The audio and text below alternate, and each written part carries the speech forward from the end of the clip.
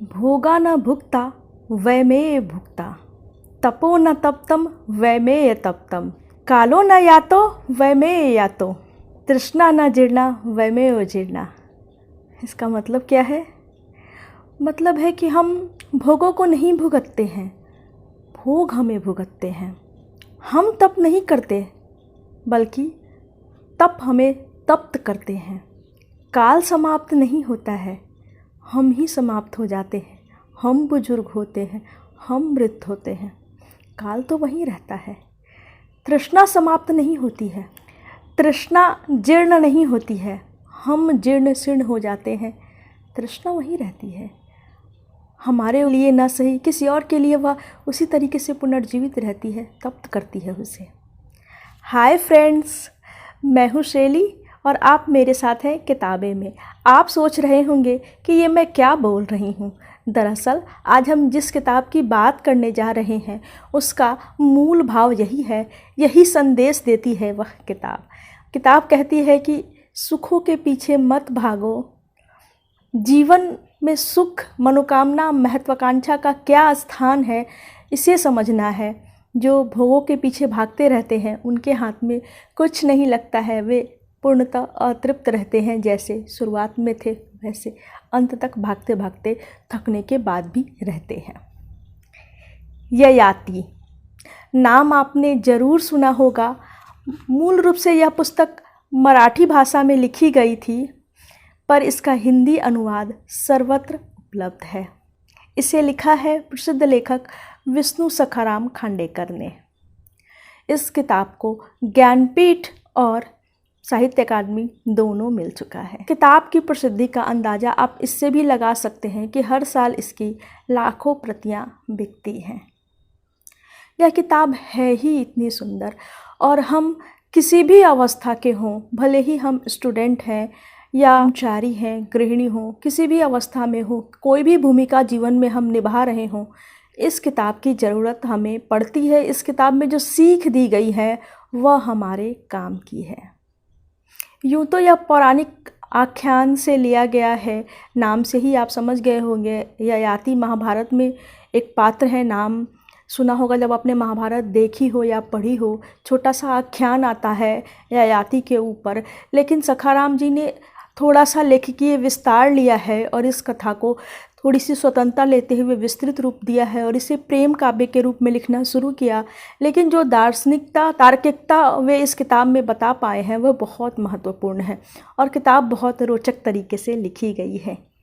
कथा के बारे में आपने ज़रूर सुना होगा। राजा नहुस बड़े प्रतापी राजा थे, उन्होंने स्वर्ग पे विजय पाई थी। उनके 2 पुत्र थे, यति और ययाति। यति बचपन थे, तपस्वी थे, संसार त्याग के वे तपस्या करने चले जाते हैं। दूसरी ओर ययाति थे तो वह भी प्रतापी, सर्वगुण संपन्न, पर भोगों में लिप्त। वासना उनकी तृप्त नहीं होती थी।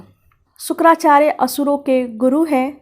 शुक्राचार्य की पुत्री है देवयानी, असुर राजा की पुत्री है शर्मिष्ठा। दोनों समवयस्का हैं तो दोनों के बीच प्रतिस्पर्धा है। गुरु उन्हें शिक्षित करते हैं, पर चूंकि देवयानी उनकी पुत्री है तो वे कुछ विशेष शिक्षा, गुरु मंत्र जो है वह देवयानी के लिए सुरक्षित रखते हैं। यहाँ पे जो देवयानी और शर्मिष्ठा का वर्णन आया है वह भी सरस है। किस तरीके से दोनों के बीच प्रतिस्पर्धा है। एक भूल के कारण शर्मिष्ठा को देवयानी की दासी बनना पड़ता है। थी तो वह राजकन्या, पर यह श्राप उसे स्वीकार करना ही था।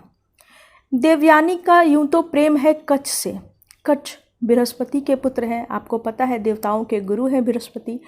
उनके पुत्र कच्छ से देवयानी का प्रेम है, पर कच्छ उसे स्वीकार नहीं करते हैं। देवयानी बदला लेना चाहती है और इस बदला लेने के क्रम में वह ययाति की ओर मुड़ती है, उससे उसका विवाह हो जाता है। शुक्राचार्य ययाति से यह वचन लेते हैं कि एक पत्नी व्रत रहोगे, किसी और के प्रति आकृष्ट नहीं होना है। ययाति वचन तो दे देते हैं, पर शर्मिष्ठा जो कि देवयानी की दासी बनके उनके यहाँ आई है, दोनों के बीच प्रेम पनपता है।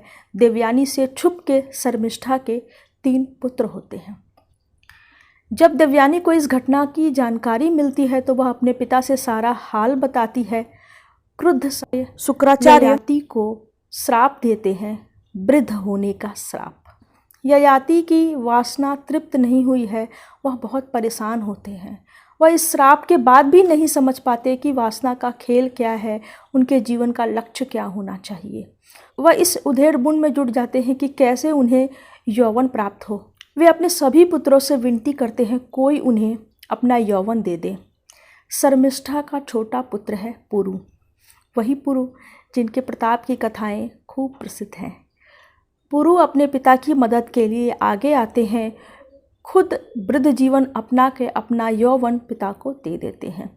ययाति 1000 वर्ष तक भोग विलास में लिप्त रहते हैं, पर उनकी तृष्णा शांत नहीं होती। तब उन्हें यह सत्य ज्ञात होता है, तृष्णा तो कभी शांत होती ही नहीं है। वे अपने पुत्र को बुलाते हैं और बोलते हैं, अपना यौवन ले लो और सुखपूर्वक जीवन व्यतीत करो, राजपाट करो। और वे चले जाते हैं वानप्रस्थ आश्रम में। मूल कथा इतनी ही है, बहुत सारे इसमें टर्न हैं, बहुत सारे मोड़ आते हैं अचानक से जो आपको अच्छे लगते हैं, कथा को आगे बढ़ाने में भी सहायक है और उसे रोचक बनाने में भी। किताब संयम की सीख तो देती ही है, इसमें मानव की वासना, महत्वाकांक्षा, मनोविश्लेषण इत्यादि का काव्यात्मक वर्णन आया है जो कि बहुत सरस है। सखाराम अपनी किताब की भूमिका में यह स्वीकार करते हैं कि उन्होंने कई लेखकीय स्वतंत्रता ली है, पर यह उन्हें ज़रूरी लगा। बचपन में ही ययाति की कथा सुनने के बाद यह कहानी उनके मन में उमड़ती घुमड़ती रहती है और वे इसे लिखना चाहते हैं। इसे लिखने के लिए उन्होंने 7-8 वर्ष का समय लिया, तब यह उपन्यास इतना महत्वपूर्ण, इतना सुंदर बन पड़ा है। तो जब आप इस किताब को पढ़ेंगे तो आपको पता चलेगा कि जीवन में संतुलन की कितनी आवश्यकता है। आज जबकि चारों तरफ भौतिकवाद भरा पड़ा है, भौतिकवाद के इतने पक्ष हैं जो हर समय व्यक्ति को उसके लक्ष्य से डिगा रहे होते हैं, तो अपने लक्ष्य पे कैसे बने रहें, संयम का दामन कैसे थामना चाहिए किसी भी व्यक्ति को, यह किताब हमें बता देती है। सुख और दुख को समझना, सुख प्राप्ति के लिए कौन से संघर्ष हो सकते हैं, सुख की सीमा क्या हो सकती है, उस संघर्ष के लिए हम कौन सा रास्ता अपनाएंगे, ये बहुत सारे बिंदु हैं जो अपने आप इस किताब को पढ़ने के बाद आपकी समझ में आते हैं। इसीलिए मैं कह रही थी कि हर व्यक्ति को, चाहे वो जीवन में कोई भी भूमिका निभा रहा हो, किसी भी एज ग्रुप में हो, यह किताब ज़रूर पढ़नी चाहिए ताकि उसके जीवन में संतुलन बना रहे, संयम बना रहे। विशेषकर आज के समय में, जिस युग में हम जी रहे हैं, इसकी तो बहुत आवश्यकता है। किताब की भाषा के संदर्भ में मैंने कहा कि यह काफ़ी अच्छी है, काव्यात्मक है, रोचकता बनाए रखने में सहायक है। पौराणिक आख्यान लिया गया है तो उस हिसाब से काव्यात्मकता जो है इसकी सरसता को बनाए रखती है, आपको अच्छी लगेगी। बहुत सारे दार्शनिक आख्यान भी यहाँ पे मिलते हैं, बहुत सारे ऐसे टर्म और कोटेशन आपको इस किताब में मिलेंगे जो आपको अपने जीवन में कहीं ना कहीं ज़रूर काम आएंगे, आप उन्हें नोट करके रखना चाहेंगे। कुल मिला के यह किताब हर किसी के लिए पठनीय है, आप इसे ज़रूर पढ़ें और मुझे बताएं कि यह आपको कैसी लगी। मिलती हूँ अगली वीडियो में अगले किताब के साथ। बाय।